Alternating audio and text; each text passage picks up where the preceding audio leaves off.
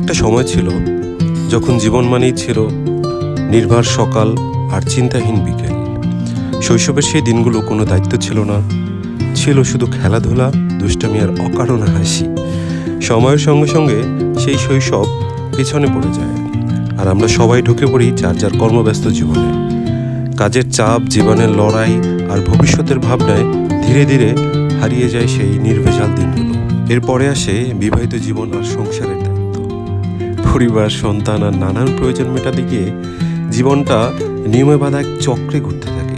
সকাল থেকে রাত পর্যন্ত দায়িত্ব আর দায়িত্ব, নিজের জন্য সময় যেন বিলাসিতা হয়ে দাঁড়ায়।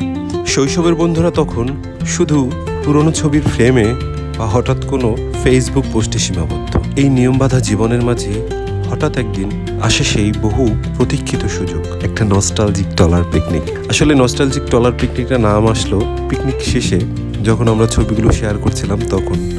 এছাড়া তেমন কোনো নাম ছিল না পিকনিকের। বহুদিন পরে সবাই একসঙ্গে, কোনো তাড়া নেই, কোনো হিসেব নেই। ট্রলারের ধীর গতির সঙ্গে সঙ্গে মনে হয় আমরা যেন আবার শৈশবে ফিরে গেছি। সেই পরিচিত হাসি, দুষ্টেমি আর সহজ আনন্দগুলো আবার জীবন্ত হয়ে ওঠে। আমাদের ভাড়া করা ইয়াটে বসে গল্প করতে করতে মনে হয় সময়টা যেন থেমে গেছে। কেউ বাবা, কেউ কর্মজীবী, এই সব পরিচয়গুলো কিছুক্ষণের জন্য ঝরে পড়ে। আমরা আবার শুধু সেই শৈশবের মানুষগুলো, যারা অল্পতেই খুশি হতে জানত।